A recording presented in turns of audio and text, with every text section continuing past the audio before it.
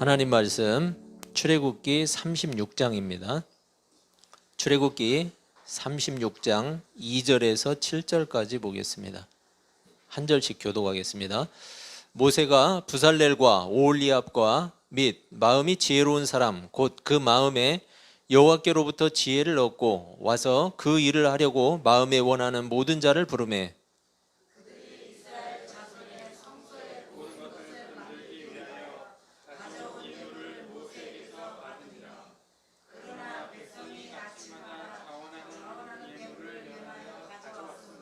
성소의 모든 일을 하는 지혜로운 자들이 각기 하는 일을 중지하고 와서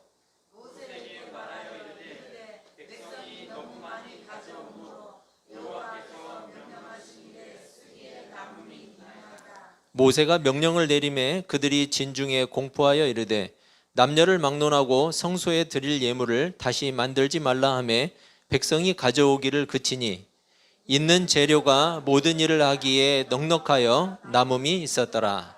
아멘. 여러분 반갑습니다. 네, 인사 한번 나누시죠, 같이. 예, 반갑습니다. 예.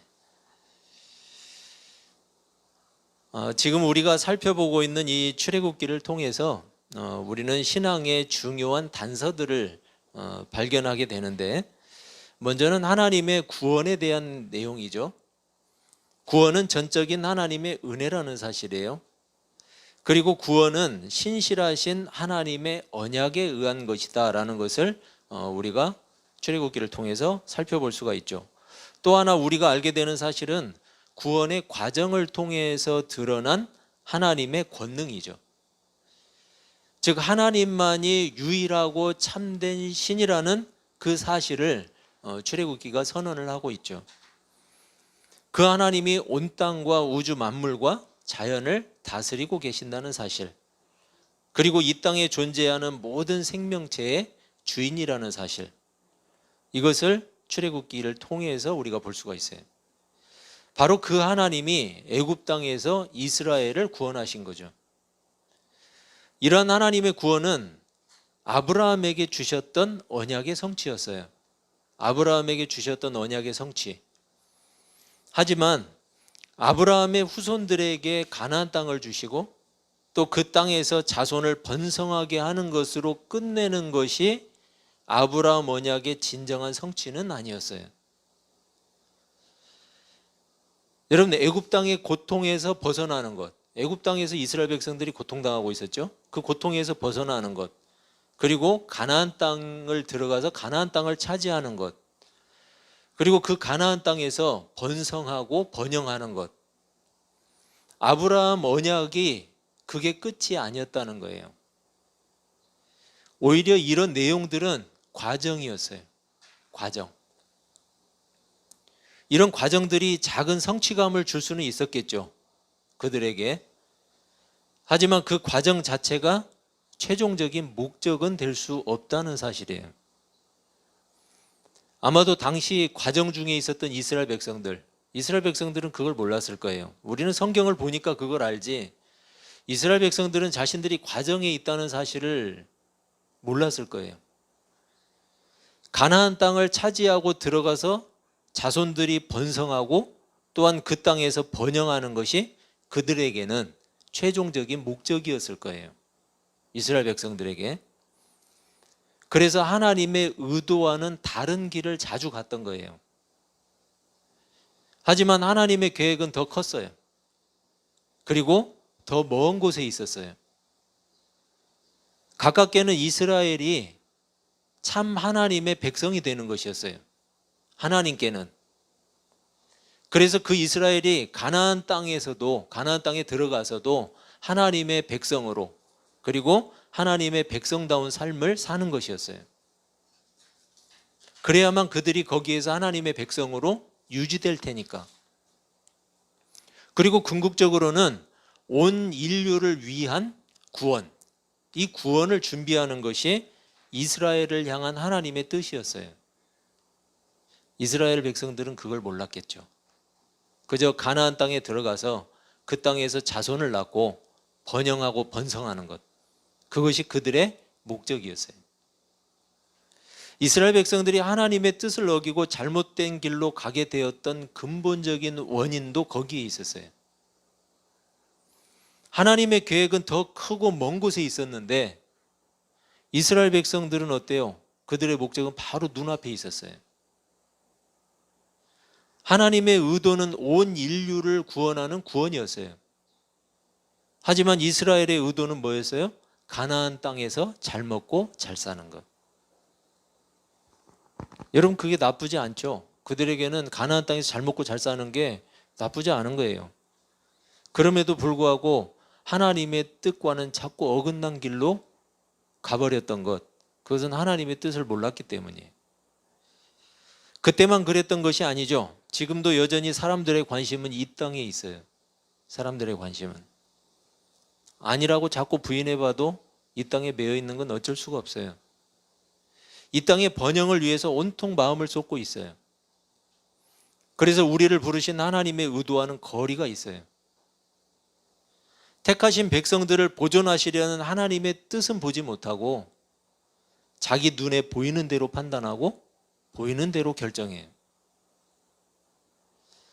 사실은 신앙의 성패도 바로 그런 것에 달려 있어요.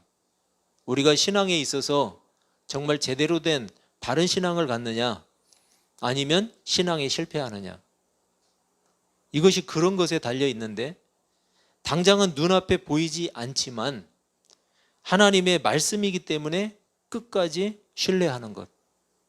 여러분, 이게 하나님을 향한 믿음이에요. 하나님의 뜻이, 하나님의 의도가 무엇인지를 끊임없이 살피는 것. 이게 신앙생활이에요. 믿음은 사람이 스스로 마음에 품은 강한 확신이 아니에요. 그것은 세상적인 믿음이지 기독교에서 말하는 믿음은 아니에요. 기독교에서 말하는 믿음은 뭐예요? 하나님의 뜻과 계획에 대한 흔들림 없는 신뢰예요. 흔들림 없다는 건 뭐예요? 뭔가가 자꾸 흔든다는 얘기죠. 신자들을 자꾸 흔들어요. 그렇지만 하나님의 뜻과 계획에 대해서 아무리 흔들어도 흔들림 없이 신뢰하는 것. 그게 믿음이에요. 따라서 사람의 의도가 개입되는 순간 하나님을 향한 믿음은 그 순수성을 잃게 돼 있어요. 사람의 의도가 개입되면. 더구나 사람의 욕심이 개입되어 있다면 그 신앙은 이미 변질되었다고밖에 볼 수가 없어요. 기독교 신앙의 핵심은 하나님의 뜻에 있어요. 하나님의 의도에 있어요. 사람의 의도와는 관계가 없죠. 사람의 의도와 관계없이, 그리고 현실적인 환경에 영향받지 않고 하나님의 뜻에 순종하는 것을 하나님은 성경을 통해서 믿음이라고 말하고 있어요. 하지만 사람의 의도가 개입되고 또 환경에 영향을 받게 되면, 그래서 하나님의 뜻을 따르지 않게 되면, 그것 때문에 성경은 그것을 불신앙이라고 말하고 있어요. 신앙생활에 자꾸만 사람의 의도를 개입시키는 이유, 그것은 하나님의 의도와 뜻을 믿지 못하기 때문에 그래요. 하나님을 못 믿겠다는 거죠. 그래서 내 의도를, 사람의 의도를 개입시키는 거죠. 하나님을 기다리고 믿기에는 너무 길게 걸리니까 내가 빨리 개입해서 해결해 버리고 싶은 거죠. 자꾸만 환경에 영향을 받는 이유는 하나님의 의도를 잘 모르기 때문이에요. 하나님이 뭔가를 보여주기를 원할 때가 있어요. 우리에게 뭔가를 보여주시기를 원할 때, 그리고 하나님이 뭔가 우리에게 말씀하기를 원하실 때가 있어요. 여러분, 바로 그럴 때 하나님이 무엇을 이용하실까요? 우리 삶의 환경을 이용하세요. 그래야 바라보니까 하나님을. 안 그러면 안 보니까. 주목을 시켜야 되겠는데 선생님이 주목을 시키려면 뭐예요? 교탁을 탁탁 치죠. 그래야 바라보잖아요. 애들이 자기 얘기만 막 하기 바쁘다가 교탁을 치면 어때요? 다 바라보잖아요. 여러분, 삶의 환경을 움직이는 것은 그런 이유예요. 하나님을 바라보게 하기 위해서, 하나님의 말씀을 듣게 하기 위해서. 안 그러면 안 들으니까, 안 보니까. 건강하고 바른 신앙으로 설 수 있는 지름길이 있어요. 그것은 내 삶을 통해서 하나님의 뜻을 발견하는 거예요. 내 삶의 환경을 통해서 하나님의 의도를 파악하는 거예요. 왜 하나님이 나를 이 자리로 부르셨는지, 왜 하나님이 이런 삶의 환경 속에 나를 두셨는지. 여러분, 하나님의 백성에게는 우연이 없어요. 우연이란 있을 수가 없어요. 금송아지 사건을 통해서 이스라엘 백성들 한번 보세요. 바짝 긴장했을 거예요. 그죠? 금송아지 사건을 통해서 얼마나 많은 사람이 죽었어요. 바짝 긴장하게 됐어요. 하나님을 섬기는 일에 사람의 의도와 사람의 욕심이 개입되면 어떤 결말을 맞게 되는지를 철저하게 깨닫게 된 거예요.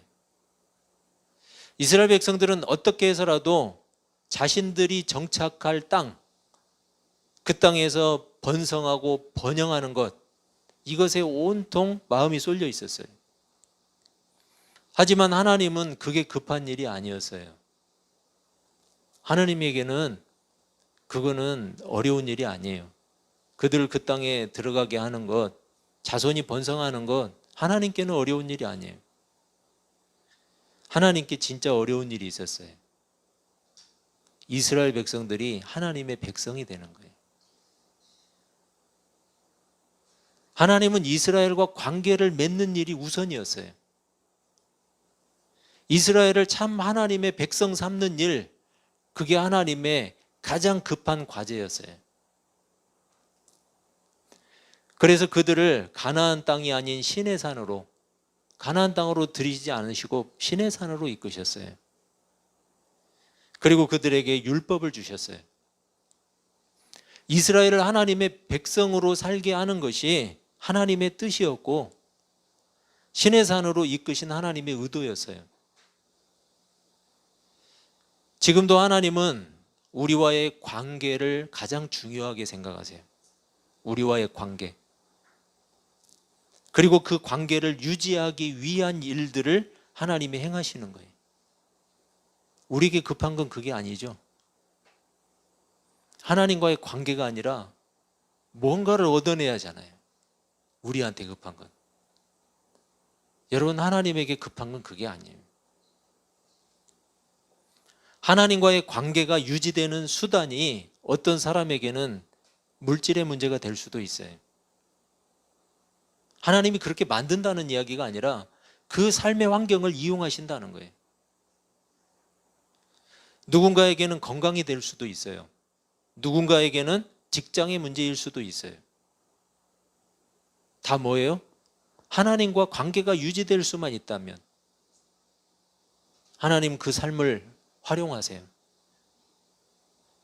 만약에 하나님을 믿는 목적이 형통과 번영에 맞추어져 있다면, 하나님이 성경을 통해서 하나님을 믿는 하나님의 백성이라면 형통해야 되고 번영해야 된다, 여기에 신앙의 초점이 맞춰져 있다면, 여러분, 복음을 증거하다가 순교한 베드로, 바울, 가까이 볼까요? 손양원 목사님, 다 실패한 사람들이죠.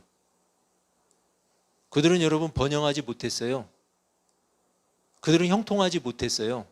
죽었어요. 죽임을 당했어요. 복음을 증거하다가. 만약에 성경의 주장이 하나님을 믿는 목적이 형통과 번영이다, 이렇게 선언을 했다면 여러분, 이 사람들은 실패한 사람들이에요. 하지만 기독교 신앙을 가진 사람이라면 여러분과 저도 마찬가지고 그 누구도 베드로를, 바울을, 손양원 목사님을 실패한 사람이라고 말하지 않잖아요. 오히려 본받고 싶어 하잖아요. 본받고 싶지 않으세요? 순교해서 겁은 나겠죠. 그렇지만 여러분, 우리는 그 신앙을 높이 사잖아요. 그들을 실패했다고 말하는 사람 없잖아요. 기독교 신앙인 중에. 그들이 이 땅에서 형통하고 풍요했기 때문이 아니잖아요. 우리가 그래서 그들을 본받고 싶어 하는 게 아니잖아요. 하나님이 주신 자리에서 하나님의 뜻을 위해서 살았어요. 하나님과의 관계를 가장 중요하게 생각했어요. 하나님과의 관계. 그들이 신앙의 모범, 하나님과의 관계를 가장 중요하게 여긴 신앙의 모범을 보였기 때문에 우리는 그들을 본받고 싶어 하는 거예요. 우리는 이스라엘 백성들의 모습을 통해서 깨달아야 돼요. 하나님의 백성으로 사는 것이 반드시 이 땅의 풍요와 형통을 말하는 것은 아니라는 거예요. 그리고 사실 그런 것들은 별로 중요하지가 않아요. 왜냐하면 하나님의 백성은 하나님이 돌보시기 때문이에요. 여러분이 그것을 믿는다면 하나님이 반드시 돌보세요. 불성실하라는 말이 아니에요. 불성실과는 다르죠. 불성실해서 자기가 어렵게 사는 것, 여러분 그것은 하나님이 돌보시지 않기 때문이 아니에요. 마땅히 믿음으로 살지 않기 때문이죠. 하나님을 신뢰하는 사람은 성실해야 돼요. 불성실해도 된다는 말이 아니고 하나님이 하나님의 백성을 가장 적절하게 돌보신다는 거예요. 그 환경에 맞게. 하나님의 백성에게 가장 중요한 것은 바로 하나님과의 관계예요. 자신의 삶을 통해서 하나님의 뜻을 행하고 있는가? 하나님의 의도를 따라서 하나님의 백성으로 살고 있는가? 바로 그 관계. 여러분, 하나님과의 관계가 끊어진 것을 뭐라고 하죠? 네? 단절. 끊어진 게 단절이죠, 당연히. 네. 사망이라고 말하잖아요, 성경에서는. 죽음이라고 말하잖아요. 하나님과의 관계가 끊어진 것. 사망이라고 말해요, 여러분. 인간의 죄는 하나님과 인간 사이를 갈라놓았어요. 인간의 죄가. 결국은 하나님과의 관계를 끊어버렸어요. 그 죄가. 우리가 창세기를 통해서 살펴봤듯이 요셉이라는 사람을 보세요. 요셉이라는 사람이 비록 인간의 눈으로 볼 때는 심각한 고난의 상황에 처해 있었어요. 고난을 받고 있었어요. 그런데 하나님이 보실 때는 요셉이 형통한 사람이었어요. 요셉이 형통했어요. 우리가 볼 땐 고난의 사람인데. 왜냐하면 요셉이 하나님과 동행했기 때문이에요. 하나님과 동행했다는 말은 무슨 말이에요? 하나님과 관계가 바르게 돼 있었다는 거예요. 하나님이 의도하신 대로 살았다는 거죠. 그리고 하나님과의 관계가 아주 좋은 사람이 바로 요셉이었어요. 그래서 하나님이 그를 보면서 형통하다라고 이야기했어요. 여러분, 이 땅의 형통과 번영에 승부를 거는 게 빠를까요? 아니면 하나님과 좋은 관계에 승부를 거는 게 빠를까요? 여러분이 택하세요. 이 땅의 형통과 번영에 승부를 걸 것인지 아니면 하나님과의 관계를 좋게 하는 일에 승부를 걸 건지, 그리고 뭐가 더 나에게 많은 유익이 있을지 여러분이 생각해 보시고 여러분이 판단하고 여러분이 결정해 보세요. 여러분, 뭐가 빠르겠어요? 네, 뒤에 있는 하나님과의 관계를 좋게 하는 게 더 빠른 방법이에요. 알려드렸으니까 꼭 그렇게 하세요. 좋은 관계는 어디에서 오느냐? 지식을 통해서 와요. 서로 잘 알아야 돼요, 여러분. 좋은 관계는. 알지도 못하는데 어떻게 관계가 쌓여요? 알아야 돼요. 저하고 우리 양혜명 집사하고 서로 잘 모르면 관계가 형성이 안 돼요. 그죠? 여러분하고 저하고 잘 모르면 관계가 형성이 안 돼요. 왔는데 저 사람이 누구지? 모르면 관계가 안 생겨요. 알아야 돼요, 여러분. 하나님을 알아야 돼요. 알아야만 관계가 좋아져요. 바른 관계도 마찬가지예요. 관계가 바르게 되려면 그 사람을 알아야 돼요. 그 대상을 알아야 돼요. 그래야만 좋은 관계가 될 수 있어요. 하나님은 이미 우리에 대해서 충분히 알고 계시죠? 속속들이 알고 계세요. 우리의 생각까지도. 하나님은 우리를 잘 아세요. 그러면 이제 남은 건 뭐예요? 내가 하나님을 아는 거예요. 하나님은 이미 나를 충분히 아시니까. 이제는 내가 하나님을 깊이 알아야 돼요. 그래야만 관계가 좋아질 수 있어요. 말씀을 통해서 하나님의 뜻을 알아가는 것, 우리 삶에 섭리하시는 하나님의 손길을 통해서 하나님의 의도를 파악하는 것. 하나님이 왜 이러실까? 하나님이 왜 여기다가 나를 두셨을까? 왜 여기까지 오게 하셨을까? 하나님의 의도를 파악하는 거죠. 여러분, 이런 노력들이 하나님과 좋은 관계를 위해서 승부를 거는 거예요. 이런 노력들이. 기도는 하나님과의 인격적인 교제죠. 하나님과 인격적으로 교제하는 게 바로 기도예요. 그래서 하나님의 뜻을 구하는 거예요. 그런데 하나님께 일방적으로 통보를 한다거나, 하나님, 나 이렇게 하기로 했으니까 그렇게 하세요. 그렇게 해주세요. 나는 이제 몰라요. 통보를 한다거나, 선언을 한다거나, 선포를 한다거나, 여러분, 이것은 옳은 기도가 아니에요. 물론 몰라서 그럴 수는 있지만 옳은 기도가 아니에요. 하나님께 선언을 하고 선포를 한다? 옳은 기도가 아니에요. 예수의 이름으로 선포하는 것도 여러분 조심해야 돼요. 옳은 기도는 아니에요. 내가 예수의 이름으로 내가 선포하면 뭔가가 이루어지고 뭔가가 효과가 있다? 여러분, 이거 조심해야 돼요. 기도는, 예수의 이름으로 하는 기도는 하나님과의 관계를 위해서, 인격적인 교제를 위해서 필요한 것이지, 우리가 선언을 하고 선포를 하고 아니면 하나님께 통보를 하고 아니면 어떤 사람이 협박을 하더라고요. 하나님을 이렇게 안 해주시면 나 이렇게 떠나버릴 거예요. 자기 손해죠. 여러분, 기도의 목적은 하나님의 뜻을 구하는 데 있어요. 그 하나님의 뜻대로 행하기 위해서 기도하는 거예요. 그리고 더 궁극적인 목적은 뭐예요? 하나님과 사귀는 거예요. 교제하는 거예요. 인격적으로 교제하는 것. 그래서 하나님과 좋은 관계를 유지하는 것. 그래서 기도하는 거예요. 왜? 더 많이 알아야 좋은 관계를 형성할 수 있으니까. 그래서 하나님의 백성이 하나님과 가장 좋은 관계, 이 좋은 관계를 유지하기 위해서 할 수 있는 가장 좋은 방식, 그게 예배예요. 여러분, 진실하게 예배하세요. 바르게 예배하세요. 예배가 가장 좋은 방법이에요. 하나님의 말씀을 통해서 하나님을 더 깊이 알아가고, 하나님께 기도하고, 하나님을 찬양하고, 하나님을 내 마음껏 받아들이는 것, 그게 예배예요. 여기서만 예배하는 게 아니죠, 여러분. 삶 속에서도 하나님의 뜻을 끊임없이 구하고, 하나님의 의도를 파악하고, 하나님의 말씀을 따라서 살고, 내 삶의 환경이 어떠할지라도, 나를 흔들지라도 하나님의 뜻과 하나님의 의도라면 흔들림 없이 하나님을 신뢰하는 것. 여러분, 이게 삶의 예배예요.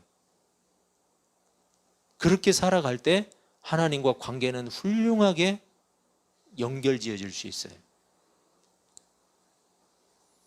출애굽기 35장은 제가 건너뛰었는데, 이 35장에서는 성막을 만들기 위한 준비 과정이에요. 성막을 만들기 위해서 여러분 필요한 재료들이 있었겠죠. 이 재료들 어디에서 공급받겠어요? 그 광야에서. 이스라엘 백성들이 가진 것밖에는 없어요, 여러분. 재료는 백성들이 애굽 땅에서 가지고 나왔잖아요. 또 그것을 위해서 하나님이 준비시킨 거죠. 성막을 한번 생각해 볼까요? 성막은 하나님과 관계를 유지하기 위한 통로였어요. 그래서 하나님이 주신 거예요, 이스라엘 백성들에게. 성막을 지어라. 하나님이 임재가 있고, 하나님이 백성들을 만나 주시고, 말씀하시고, 하나님의 뜻을 알고, 하나님과 좋은 관계를 유지해서 하나님의 백성들을 이끄시는 것, 그게 성막을 주시는 목적이었어요. 그들이 하나님의 백성으로 살라는 거죠. 그런데 여러분, 35장 5절과 21절에 눈에 띄는 내용이 나오는데 제가 읽어드릴게요. 너희의 소유 중에서 너희는 여호와께 드릴 것을 택하되 마음에 원하는 자는 누구든지 그것을 가져다가 여호와께 드릴지니. 21절, 마음이 감동된 모든 자와 자원하는 모든 자가 와서 회막을 짓기 위하여 그 속에서 쓸 모든 것을 위하여 거룩한 옷을 위하여 예물을 가져다가 여호와께 드렸으니. 마음에 원하는 자, 자원하는 사람, 마음이 감동된 사람. 여러분, 사람에게도 억지로 하면은 별로 좋아하지 않죠. 억지로 하면. 원하지도 않으면서 마지못해서 하면 마음이 찜찜하죠. 서로가. 사람에게도 그럴 일을 하나님께는 괜찮을까요? 정말 마음 불편한 일이겠죠. 하나님께 혼날 것 같아서 하는 사람이 있어요. 혼날 것 같아서. 의외로 많아요, 여러분. 하나님께 혼날 것 같아서. 누군가 그렇게 하나님을 잘못 가르친 거죠. 여러분, 하나님이 그런 분이에요? 하나님은 그런 분 아니에요. 안 하면 어떻게 해서라도 뺏어갈 것처럼 가르치고, 뭔가 신변에 좋지 않은 일이 벌어질 것처럼 그렇게 겁을 주고, 아주 악한 일이죠. 여러분, 하나님을 그렇게 보세요? 하나님이 그 정도밖에 안 되는 분인가요? 사람이 그런 거죠. 하나님이 아니라. 여러분, 너무나 저급한 수법이에요. 그렇지 않나요? 하나님을 꼭 그렇게 야비한 분으로 만들어야 돼요? 자기의 이익을 위해서? 그렇게 겁을 주지 않으면 안 할 것 같으니까 그런가요? 그것도 저급한 거죠. 그렇게라도 해서 가져오면 하나님이 좋아하실까요? 헌금을 하면서까지 이게 성경적인가, 성경적이지 않은가, 꼭 그걸 따져야 된가요? 저는 그게 의문이에요. 성경적이면 헌금하고 성경적이 아니면 헌금을 안 할 건가요? 그렇게 물어보는 사람은? 구약의 상황에서 한번 볼까요? 여러분, 구약의 상황에서 성막과 제사장이 유지되는 것은 선택이 아니었어요. 하나님이 주신 명령이었어요. 성막이 있어야 하나님과 관계가 이루어져요. 하나님의 임재가 있어요. 이스라엘 백성과 하나님과 관계가 있는 것은 성막이 유지되어야 가능한 거예요. 성막을 섬기는 제사장들이 있어야만 가능한 일이에요. 여러분, 그렇게 생각하면 간단하지 않나요? 당시에는 성막과 제사장이 반드시 유지되어야 했고, 그것은 하나님과 관계를 유지하는 유일한 방식이었어요. 그래서 구약의 상황을 지금으로 끌고 와서 억지로 헌금에다가 갖다 들이대면 안 돼요, 여러분. 다른 거예요, 그때 상황하고 지금하고는.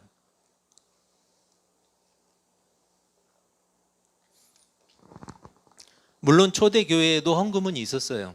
초대교회에도. 하지만 그게 성경적이라서 헌금을 한 것이 아니에요. 그 사람들이 이거는 성경적이니까 우리가 헌금을 합시다.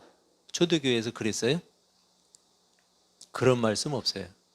필요했기 때문에 한 거예요. 필요했기 때문에. 당시 교회에는 도움이 필요한 사람들이 있었어요. 도움이 필요한 사람들이 왔어요.